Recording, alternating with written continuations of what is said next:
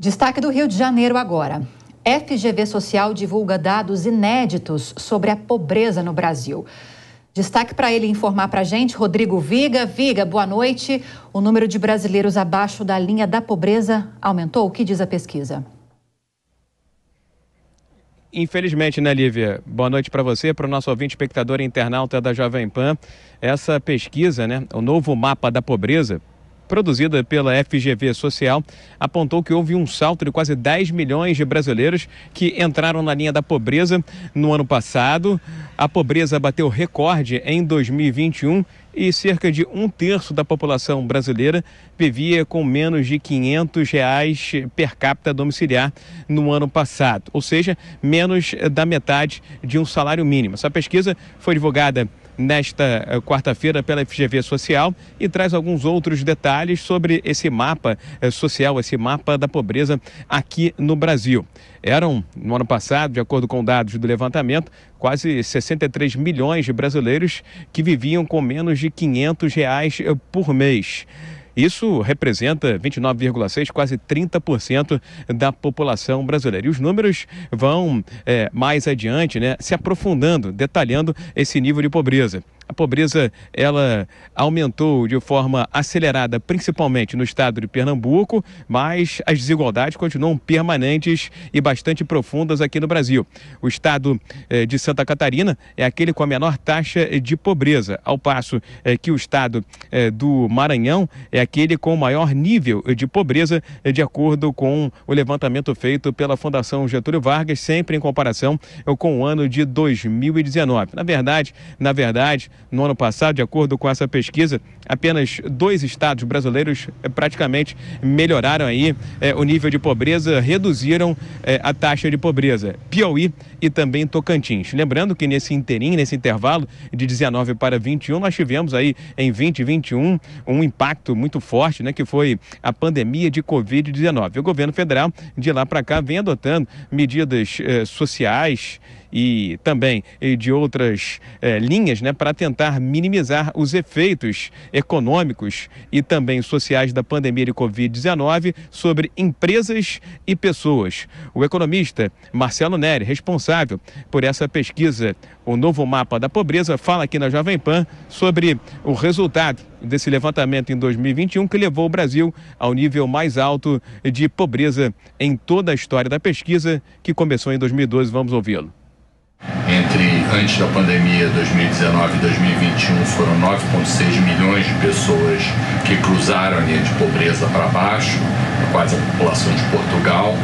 O estudo mostra que, independente do nível da linha de pobreza utilizada, o nível observado em 2021 é o maior da série histórica, começado em 2012. A gente observa que o maior nível de pobreza está no Maranhão, o menor está em Santa Catarina.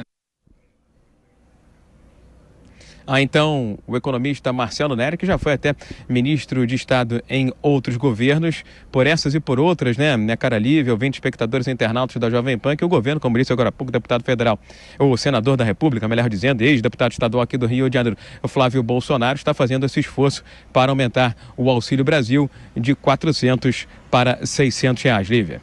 Agora, Viga, ainda nessa linha das dificuldades econômicas enfrentadas pela população, o que diz a pesquisa a respeito da conta de luz? A conta de energia compromete muito o orçamento familiar?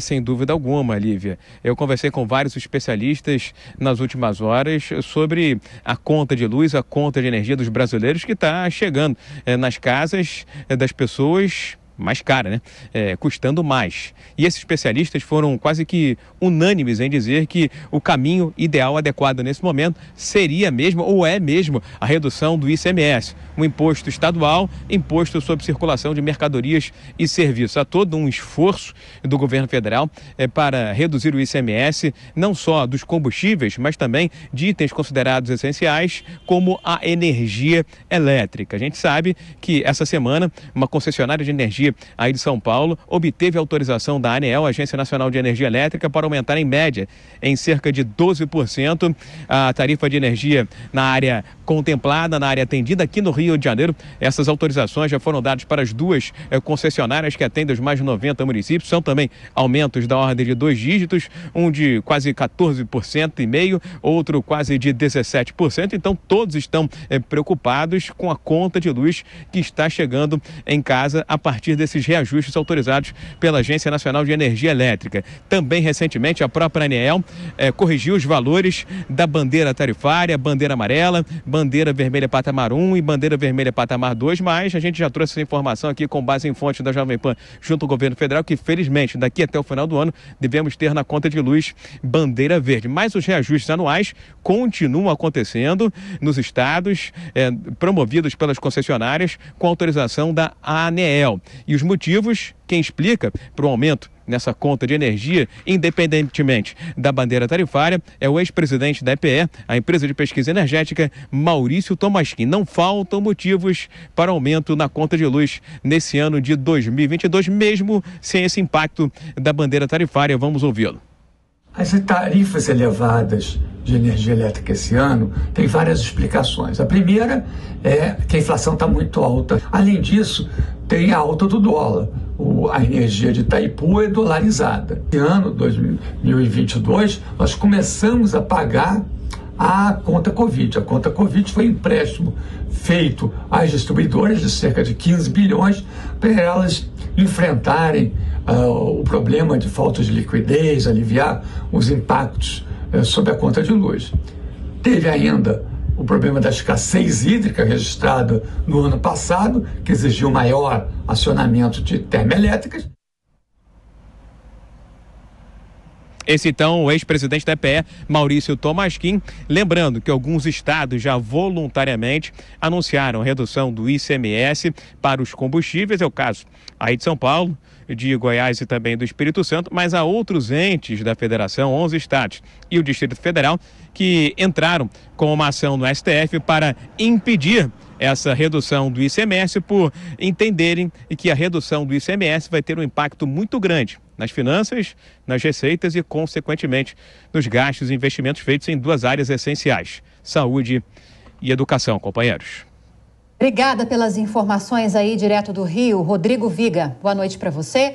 Vamos então a mais um giro de comentários, começando com você, Mota. Quero tratar com você sobre o primeiro assunto trazido pelo Viga, os dados da pesquisa FGV Social, mostrando que o Brasil ganhou aí quase 10 milhões de pessoas na linha da pobreza. Isso seria reflexo de uma pandemia, na sua opinião? Seria reflexo de uma guerra na Ucrânia mais recente? Ineficiência de governos? O que causou tudo isso? Olha, Lívia, graças a Deus a gente tem internet, né? Enquanto você conversava com o Rodrigo Viga, eu baixei o relatório aqui da FGV Social justamente para entender o que foi que aconteceu. Eu estou com um gráfico aqui na minha frente. Eu vou dizer para vocês o que o gráfico me diz. A pobreza no Brasil subiu, aumentou em 2015, 2016, os 2 anos do governo Dilma, do segundo mandato, subiu em 2017 e 2018, os 2 anos do governo Temer. Então, subiu entre 2015 e 2018. Caiu em 2019, continuou a cair em 2020, os 2 primeiros anos do governo Bolsonaro. Aí veio a pandemia, o fique em casa, a economia a gente vê depois, e a pobreza, então, subiu em 2021. Agora, Ricardo Salles, e falando justamente sobre essa faixa mais pobre da população, nós vimos ali que no Senado, mais cedo, a Marília trouxe para a gente a informação de que o governo fez uma manobra, mudou ali o teor da PEC dos combustíveis e ao invés de propor aquele ressarcimento, aquela compensação aos estados para que baixassem o ICMS, optou por auxiliar diretamente a população mais pobre, né? Ampliando os auxílios, ampliando o Vale Gás, o voucher aos caminhoneiros, o Auxílio Brasil. Na sua opinião, Salles, é uma decisão correta esse apoio diretamente a essas pessoas mais pobres? Está corretíssimo, está corretíssimo. Essa é a melhor forma de você fazer um auxílio direto a quem necessita, sem ter perdas ao longo desse processo, ou seja, perdas que diminuem a efetividade do programa. Essa é, talvez, a questão mais relevante de todos esses programas, tanto o Auxílio Brasil quanto esse auxílio aos caminhoneiros, ao Vale Gás, etc. Eles vão direto ao bolso de quem precisa, ao invés de dar dinheiro para os estados, que fazem convênio com os municípios, que vão mordendo cada parte um valor, um percentual do total a título de despesas administrativas, e o que chega na ponta, para qualquer programa que você estiver apoiando, é só um residual daquilo que havia originalmente. Então, essa transferência direta para o cidadão é muito mais eficiente do que recurso para os estados. O governo, durante a pandemia, o governo federal, fez diversos repasses para estados e municípios, mas repasses gigantescos. Inclusive, estados e municípios que entesouraram esse dinheiro. Então, se desde o começo, aliás, tivéssemos feito esse repasse direto para as pessoas, essas pessoas teriam se safado de alguma forma daquele fecha tudo, fica em casa dos governadores, que não estavam preocupados com a população, estavam preocupados em atrapalhar a economia brasileira e, com isso, atrapalhar a reeleição do presidente Bolsonaro.